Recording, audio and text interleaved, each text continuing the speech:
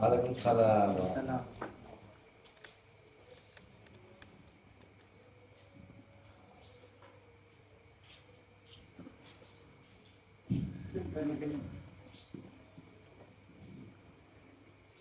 Bismillahirrahmanirrahim.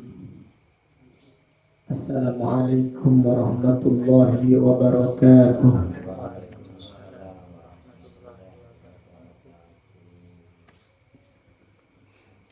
Innal hamdalillah nahmaduhu wa nasta'inuhu wa nastaghfiruh wa na'udzu billahi min shururi anfusina wa min sayyiati a'malina. Man yahdihillahu fala mudilla lahu wa man yudlil fala hadiya lahu. وأشهد أن لا إله إلا الله وحده لا شريك له وأشهد أن محمدا عبده ورسوله. أما بعد فإن أصدق الحديث كتاب الله وخير الهدي هدي محمد صلى الله عليه وسلم وشر الأمور محدثاتها وكل محدثة بدعة وكل بدعة ضلالة وكل ضلالة في النار. اللهم فقهنا في الدين وعلمنا التأويل. اللهم إنا نسألك علما نافعا ورزقا طيبا وعملا متقبلا. اللهم إنا نعوذ بك من علم لا ينفع ومن قلب لا يخشع ومن نفس لا تشبع ومن دعوة لا يستجاب لها. Alhamdulillah, pada malam yang berbahagia ini, yaitu malam Senin tanggal 20 bulan Sya'ban tahun 1444 Hijriah, dengan izin Allah Ta'ala kita melanjutkan kembali kajian tafsir Al-Quran dari kitab ringkasan tafsir Al-Imam Ibnu Katsir rahimahullahu ta'ala rahmatan wasi'ah. Pada malam yang berbahagia ini kita akan mengkaji tafsir surat Al-Fil, yaitu surat yang mengisahkan bagaimana Allah membinasakan Raja Abraha dan pasukan gajahnya. Al-Imam Ibnu Katsir pada tafsir ayat yang mulia ini menjelaskan kisah yang cukup panjang tentang Raja Abraha yang ingin menghancurkan Ka'bah. Sebelumnya kita baca ayatnya, kemudian kita sebutkan sebagian pada pengajian malam ini tentang kisah Abraha, dan pada pengajian berikutnya kita lanjutkan lagi serta keterangan tentang ayat-ayat yang disebutkan pada surat yang agung ini. أعوذ بالله من الشيطان الرجيم بسم الله الرحمن الرحيم ألم تر كيف فعل ربك بأصحاب الفيل ألم يجعل كيدهم في تضليل وأرسل عليهم طيرا أبابيل ترميهم بحجارة من سجيل فجعلهم كعصف مأكول.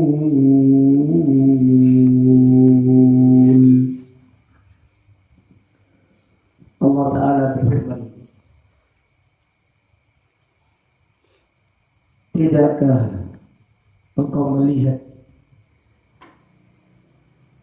apa yang Allah perbuat terhadap pasukan gajah? Bukankah Allah menjadikan tipu daya mereka sia-sia? Jadi pasukan gajah yang dipimpin Abraha berencana untuk menghancurkan Ka'bah, dan Allah menjaga Ka'bah serta menjadikan tipu daya mereka sia-sia belaka. Wa arsala alaihim tayran ababil, dan Allah mengutus kepada mereka burung ababil, burung yang kecil. Ini menunjukkan lemahnya manusia. Allah belum lagi mengirim burung elang atau burung rajawali, atau Allah belum mengirim kepada mereka singa-singa atau binatang-binatang yang lain. Allah Maha mampu mengirim gunung atas mereka. Ini menunjukkan manusia itu kerdil. Walaupun mereka itu diberi kekuasaan, namun kekuasaan mereka tidak ada artinya dibandingkan dengan kekuasaan Allah yang sempurna. Tarmihim bihijaratin min sijil, burung ababil tersebut melempari mereka dengan kerikil yang dipanaskan. Jadi setiap burung membawa 3 kerikil. 1 kerikil ada di paruhnya, kemudian 2 kerikil ada di kakinya, dan setiap kerikil ada namanya. Jadi setiap kerikil yaitu ada namanya. Di peluru manapun tidak mampu demikian. Jadi kiranya yaitu tentara atau pasukan yang disuruh menembak terus ada namanya, pelurunya ada namanya, apalagi dengan jumlah yang banyak, mereka akan kesusahan. Tapi burung tersebut melaksanakan perintah Allah Subhanahu wa Ta'ala, melempari pasukannya Abraha dengan kerikil yang dipanaskan, dan setiap kerikil ada nama pasukan masing-masing. Faja'alahum ka'asfin ma'kul. Tiba-tiba pasukan yang besar ketika dilempari burung ababil dengan kerikil, mereka tiba-tiba menjadi seperti daun yang dimakan ulat. Para ulama menjelaskan efek dari kerikil yang dilempar burung ababil kepada pasukannya Abraha lebih dahsyat daripada bom atom. Efek dari kerikil yang dilemparkan burung ababil kepada pasukannya Abraha lebih dahsyat daripada bom atom atau bom nuklir. Itu menunjukkan yaitu besarnya kekuasaan Allah Subhanahu wa ta'ala. Jadi demikianlah terjemahan secara singkat tafsir atau arti dari surat Al-Fil yang insyaallah pada pertemuan yang akan datang kita pelajari faedah-faedahnya. Dan marilah kita menyimak kisah yang disebutkan Al-Imam Ibnu Katsir tentang Raja Abraha. Al-Imam Ibnu Katsir berkata, "Hadhihi minan ni'am allati imtanna Allah biha ala Quraisy." Ini adalah kenikmatan yang Allah anugerahkan kepada orang-orang Quraisy. Jadi pada pertemuan yang lalu kita telah membacakan 7 keutamaan orang-orang Quraisy. Di antaranya Allah menolong mereka dari pasukan apa? Dari pasukan gajah. Maka kisahnya Allah sebutkan pada surat ini, yaitu surat Al-Fil. Bima sarafa anhum min ashabil fil. Allah menolak, Allah menghalau pasukan bergajah dari menyerbu kota Mekah. Alladzina kanu qad azamu ala hadmil Ka'bah.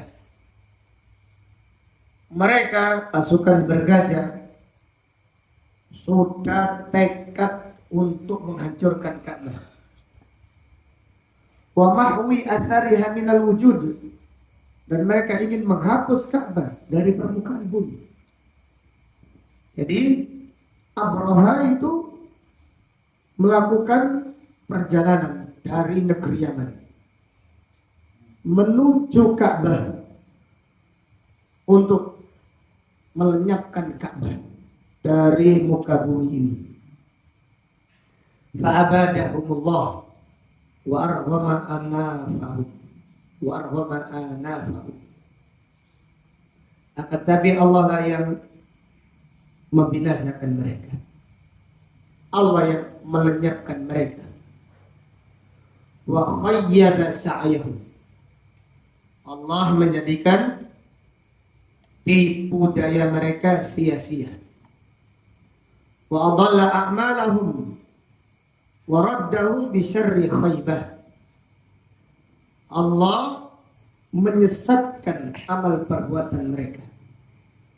Dan Allah mengembalikan tipu daya mereka, yaitu mengenai diri mereka sendiri dengan seburuk-buruknya.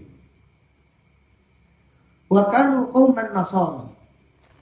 Dan Abraha itu beragama Nasrani. Abraha dan pasukannya yang bergajah agamanya Nasrani.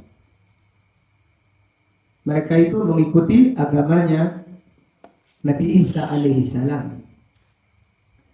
Kemudian Al-Imam Ibnu Katsir berkata, wa kana dinuhum iddaka aqraba halan mimma kana alaihi Quraisyun min ibadatil awthan. Padahal agamanya Abraha dan agamanya pasukannya ini lebih baik daripada agamanya orang-orang Quraisy yang menyembah berhala.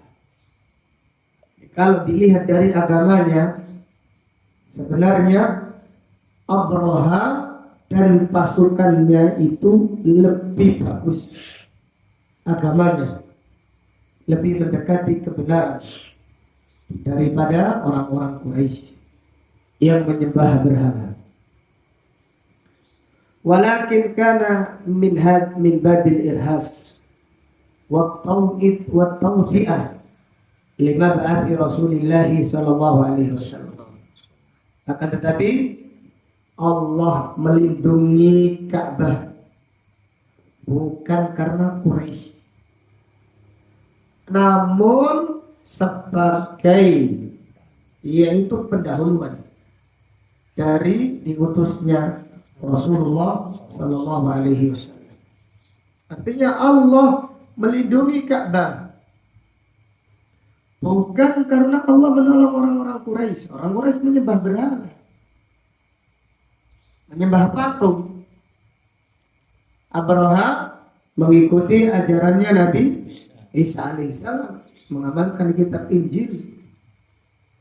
Maka Abraha ini sebenarnya lebih baik agamanya. Demikian pula pasukan lebih baik agamanya dari orang-orang Quraisy. Akan tetapi karena di kota Mekkah akan lahir seorang nabi yang mulia, Nabi akhir zaman sallallahu alaihi wasallam, maka Allah melindungi Ka'bah dari tipu daya Abraha dan pasukannya yang bergajah. Fa'innahu fi dzalikal am ulida. Pada tahun itu, pada tahun penyerangan kota Mekah yang dilakukan oleh Abraha, pada tahun itu Rasulullah sallallahu alaihi wasallam dilahirkan. Ala ashhuril aqwal. Walisanu halil qudra yaqul lam yamsurkum ya ma'syar Quraisy.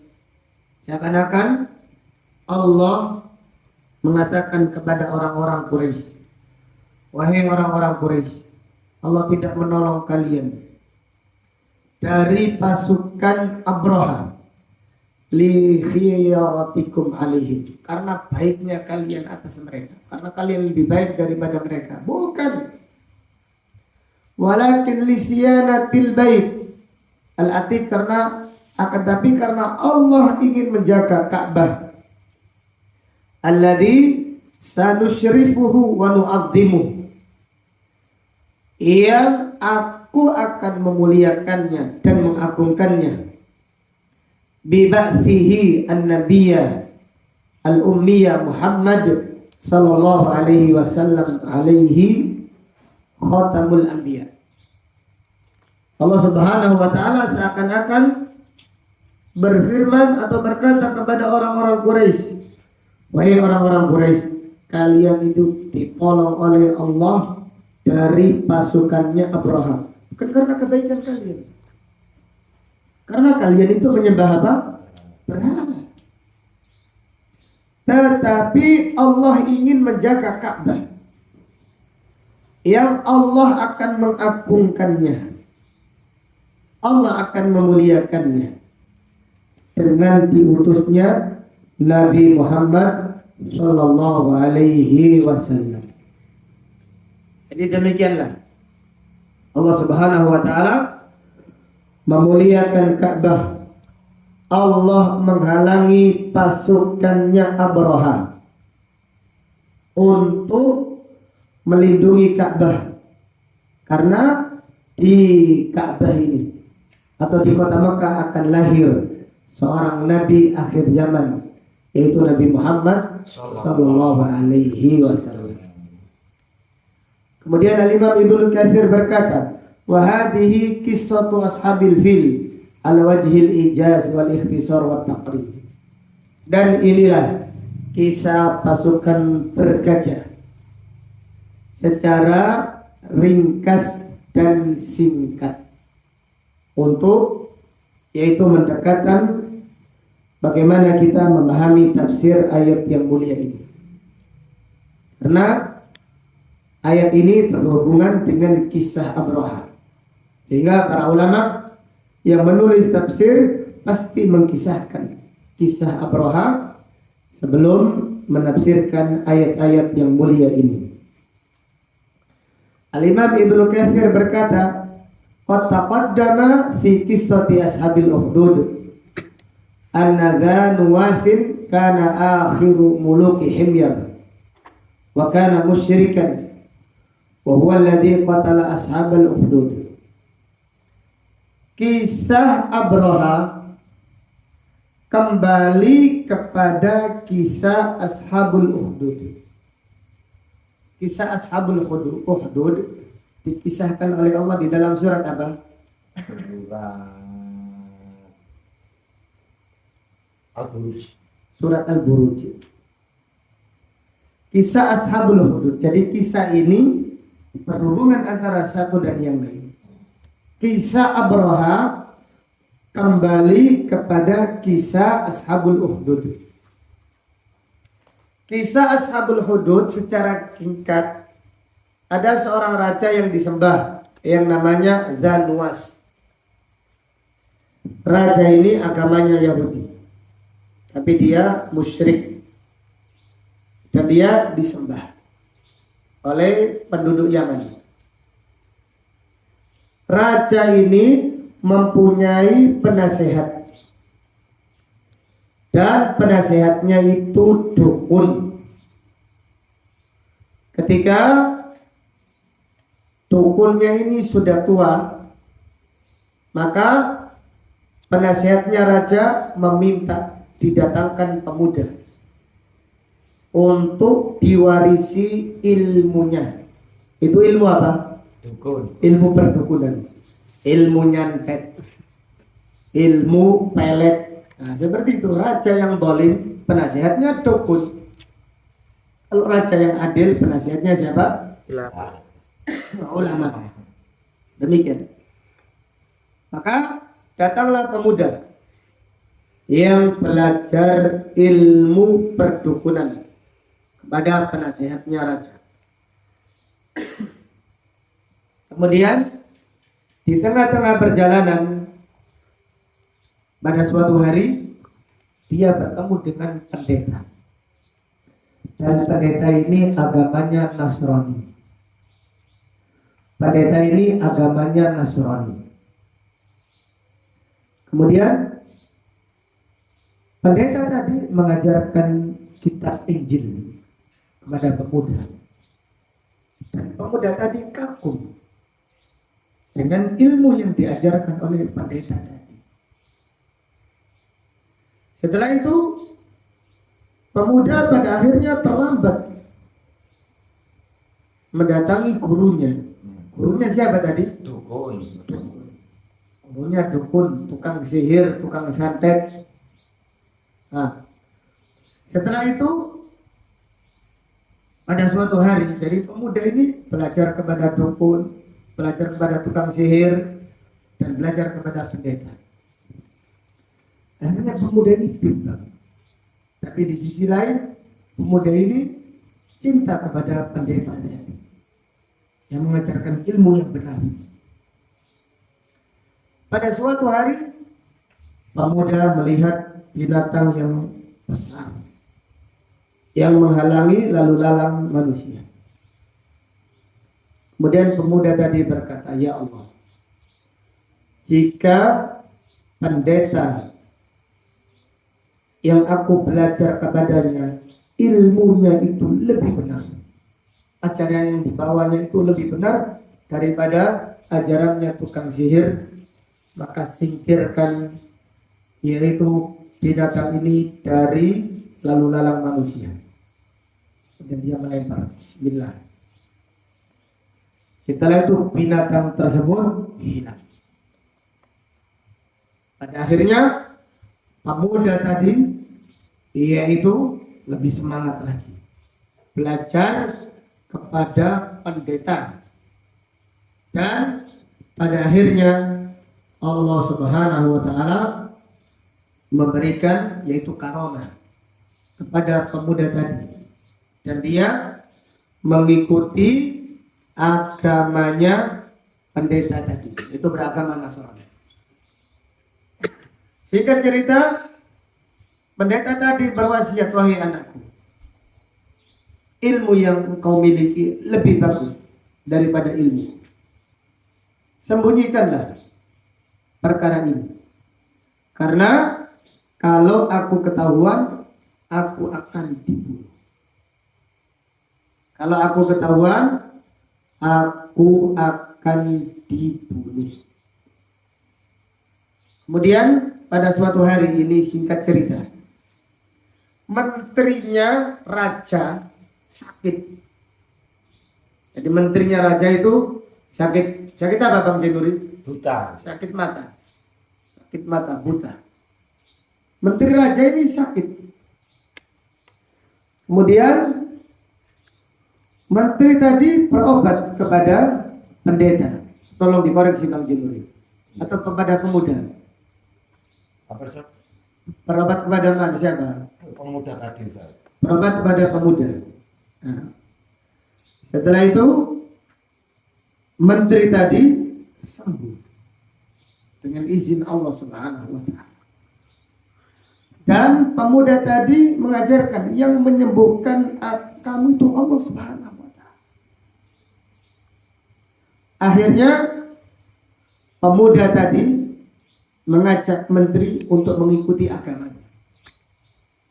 Dan menterinya mengikuti agama pemuda serta mengikuti agama pendeta tadi.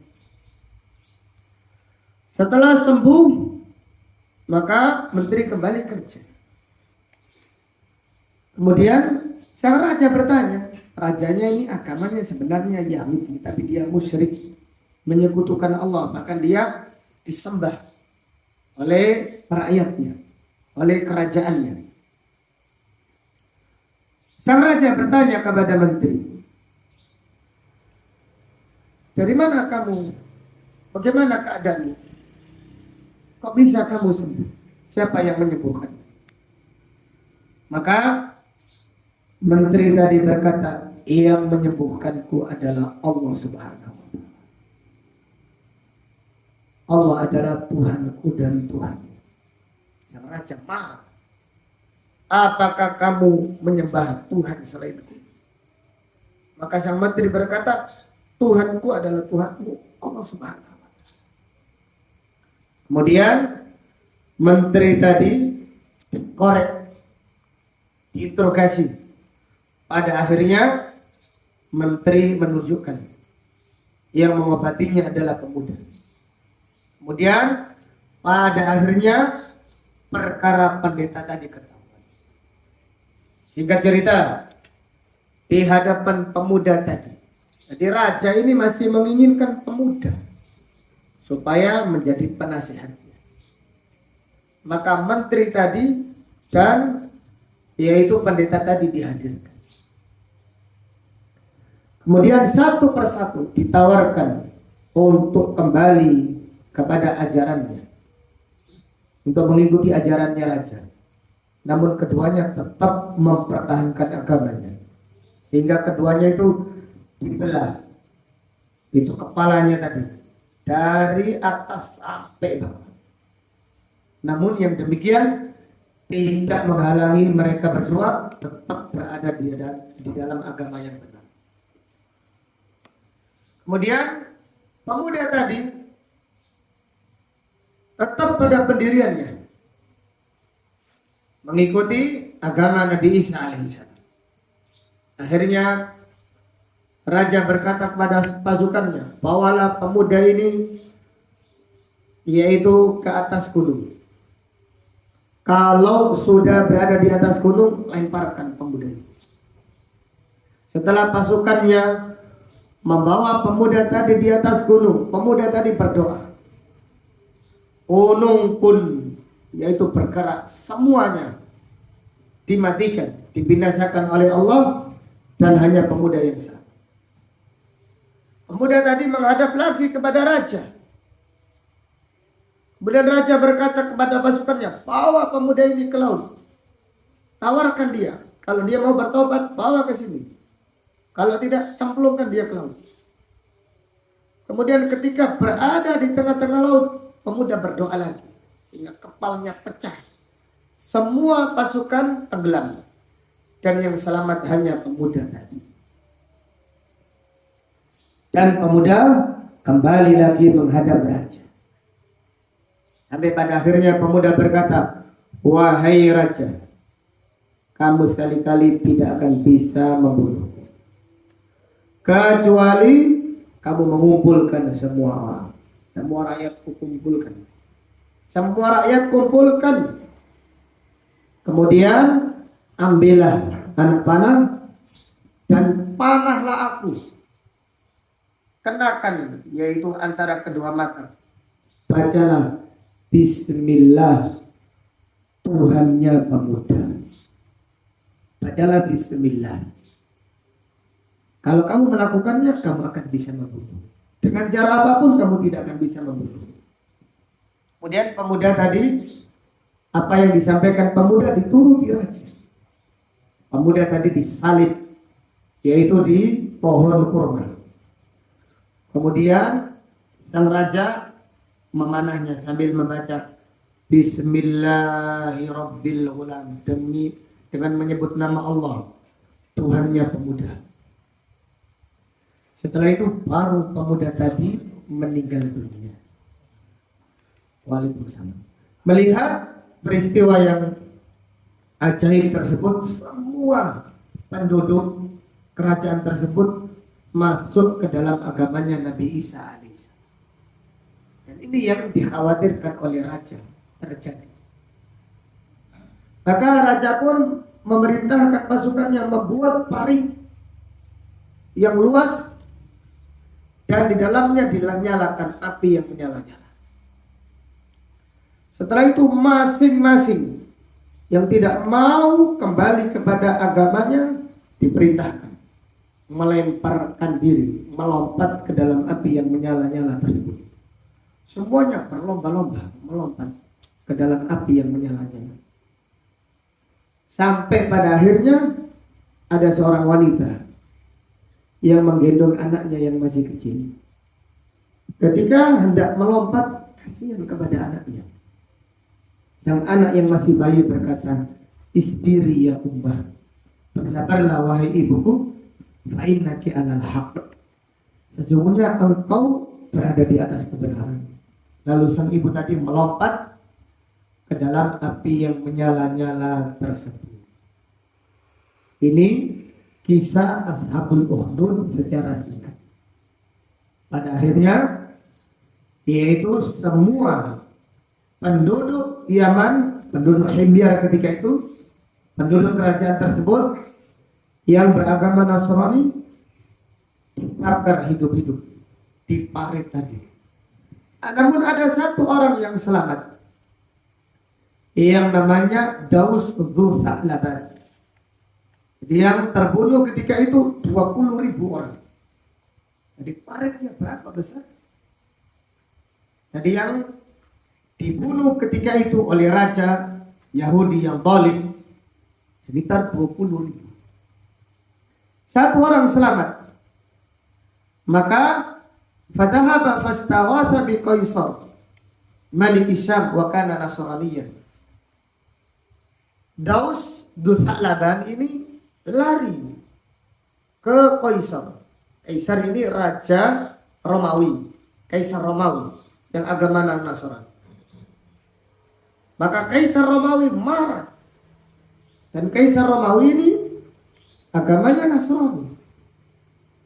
Maka setelah itu fakataba lahu ila Najasyi Malikil Yaman liqaunihi aqraba ilaihi.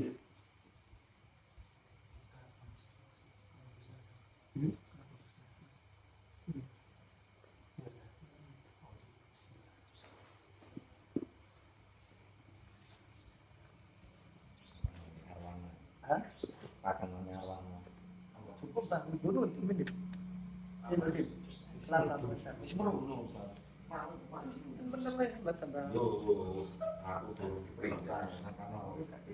Kita lanjutkan. Siapa tadi orang yang selamat tadi namanya? Daus. Daus Dza'laban. Berapa jumlah penduduk Yaman yang dibakar hidup-hidup? 20.000. Hah? 20.000 Tauban. 20.000. Nah. Kemudian Daus ini lapor kepada Kaisar Romawi. Yang agamanya apa? Kaisar Romawi? Nasrani. Lalu Kaisar Romawi menulis surat kepada Raja Najasyi. Karena Najasyi ini di Sudan, otomatis lebih dekat dengan Yaman daripada Najasyi yang ada di Suriah, Damaskus. Kemudian Raja Najasyi mengirim pasukan besar dari Habasyah untuk menyerbu Dunwas. Dan pasukan tersebut dipimpin dua pemimpin. Yang satu namanya Abraha. Yang satunya lagi namanya Aryab. Jadi dua komandan atau dua panglima. Yang satu namanya Abraha. Yang satu lagi namanya Aryab. Pasukan besar tersebut pun masuk ke negeri Yaman. Mereka langsung mengejar, yaitu pasukannya Dunwas. Pasukannya Dunwas tidak berdaya menghadapi pasukannya Abraha dan Aryab. Dan Raja Dunwas lari dan pada akhirnya tenggelam yaitu di laut. Dia melarikan diri dan pada akhirnya raja tersebut tenggelam. Sehingga Yaman ini dikuasai dua, yaitu pemimpin. Satunya namanya Aryab dan satu lagi namanya Abraha. Tatkala Yaman dikuasai dua pemimpin, dua gubernur, saling terjadi perselisihan. Maka pada akhirnya Abraha dan Aryab memutuskan untuk berperang.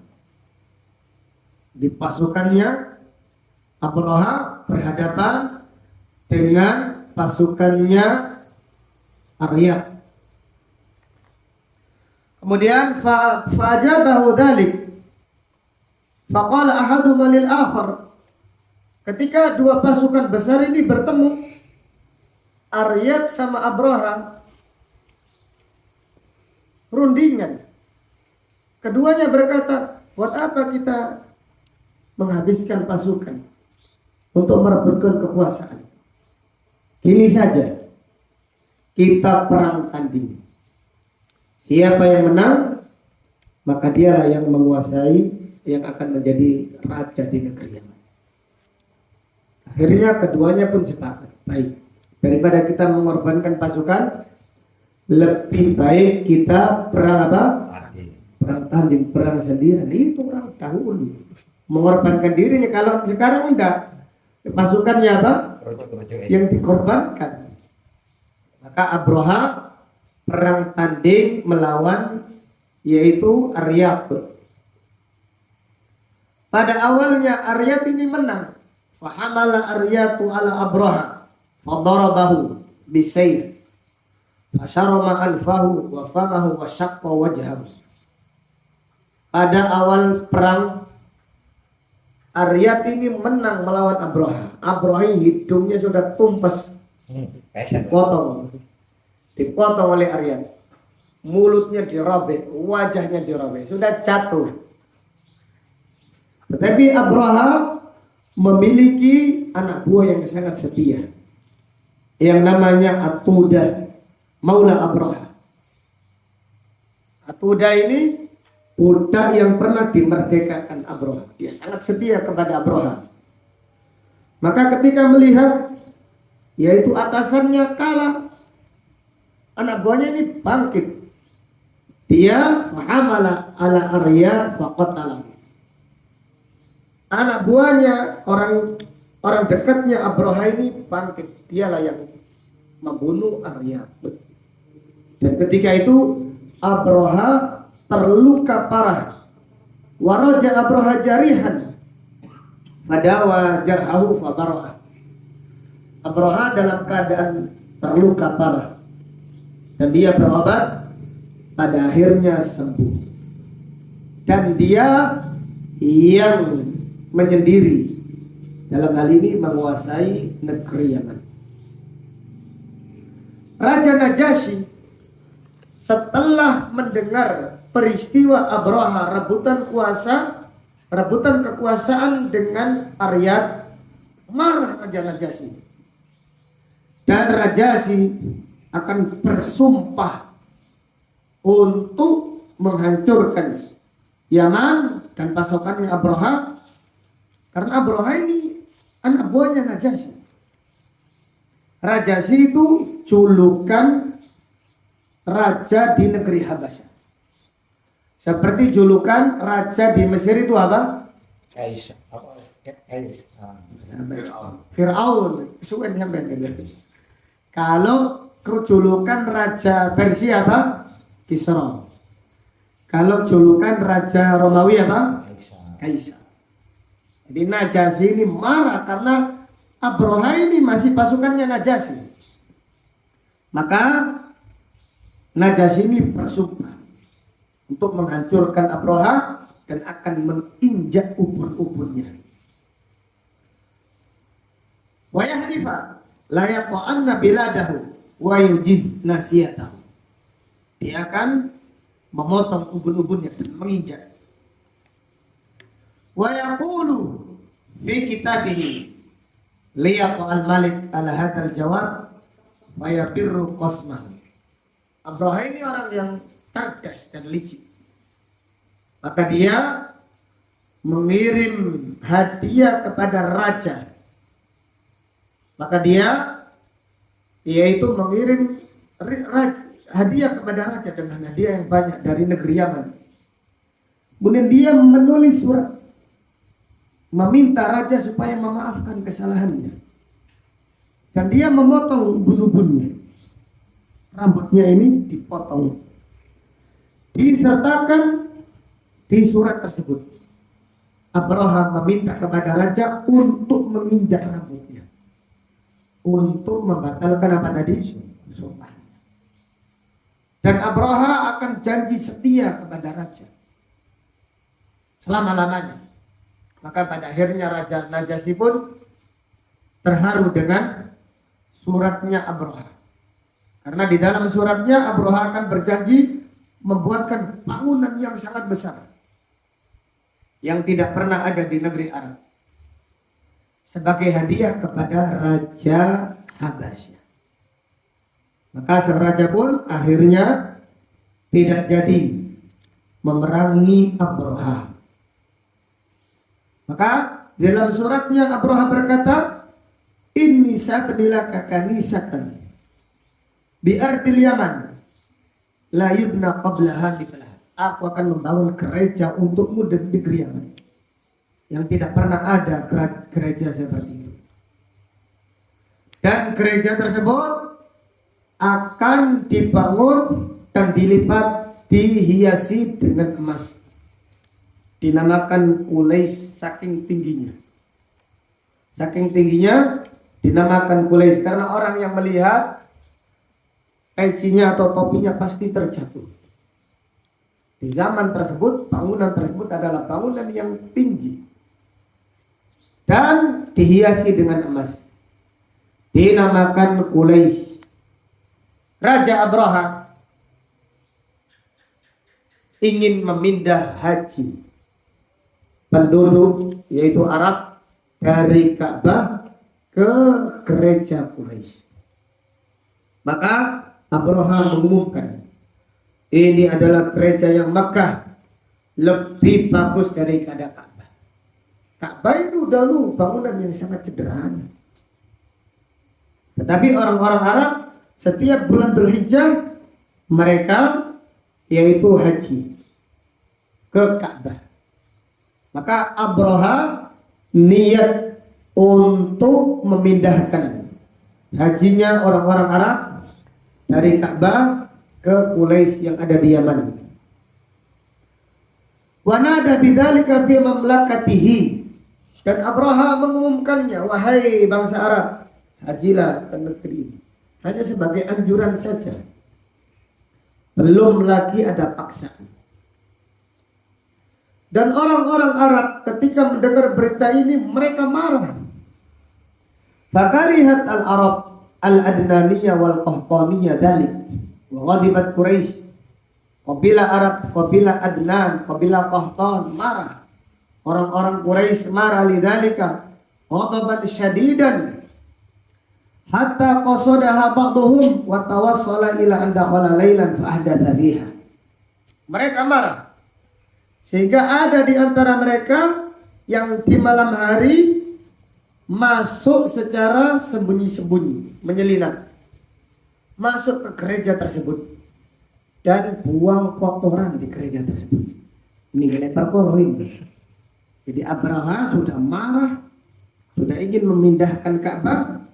Ada orang datang, kemudian buang kotoran tersebut, buang kotoran, dan kotorannya itu dicatkan di dinding gereja Quraisy. Falamma ra'as sadanah dalikal hadas rafa'a amrahu ila malikihim Abraha. Ketika penjaga gereja tersebut melihat peristiwa itu, maka mereka pun melaporkan kepada Abraha. Wa qalu lahu, penjaga-penjaga berkata kepada Abraha, innama sana'a hada ba'du Quraisy ghadaban li baitihim alladhi dhahaita hada bihi. Yang melakukan ini adalah orang-orang Quraisy karena mereka marah karena engkau membangun bangunan yang menandingi Ka'bah. Setelah itu Abraha bersumpah akan menghancurkan Ka'bah sehancur-hancurnya dan melenyapkan Ka'bah dari muka bumi. Ini yaitu awal mula, yaitu kisah bagaimana Abraha berencana untuk menghancurkan Ka'bah. Jadi ini adalah awal mula kisah bagaimana Raja Abraha berencana untuk menghancurkan Ka'bah. Zakara Muqatil ibnu Sulaiman anna fityatan min Quraisy dakhaluha fa'ajjaju fiha naran wa kana yawman fihi hawa'un syadid fahtaraqat wa saqatat ilal ard. Disebutkan salah satu kisah di antara pemuda-pemuda Quraisy memasuki gereja tadi di malam hari dan mereka yaitu menyalakan api. Mereka membakarnya. Itu membakar sebagian yang ada di gereja tersebut. Dan di riwayat yang lain mereka pun mengotorinya serta yaitu mengecat tembok gereja dengan kotoran mereka. Sehingga Abraha sangat marah melihat peristiwa tersebut. Fata'ahaba lidzalika wasara fi jaishin katsirin aramram li'alla yasudduhu ahadun wastasahaba mahu filan adiman kabirul juthah lam yura mithluh. Kemudian Abraha menyiapkan pasukan besar supaya tidak ada seorang pun yang bisa menghadangnya. Dan Abraha membawa kaca yang besar yang tidak pernah ada kaca sebesar itu, namanya Mahmud. Jadi kaca Abraha yang paling besar namanya Mahmud, dan kaca ini dikirimi Raja Najasyi. Kaca ini dikirimi Raja Najasyi. Dan bersama kaca tersebut ada 8 kaca yang lain, atau ada 12 kaca.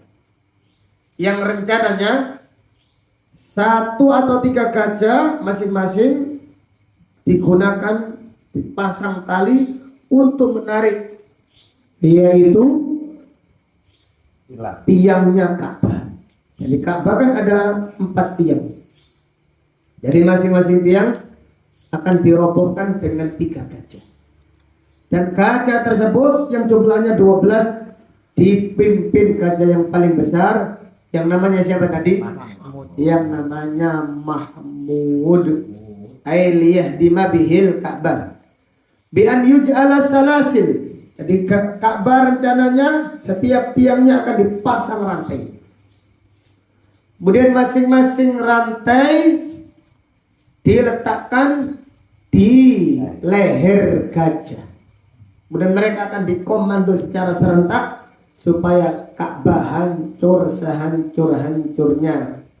Akan tapi rencana mereka pada akhirnya digagalkan oleh Allah Subhanahu wa ta'ala. Sampai di sini kisah tentang Abraha.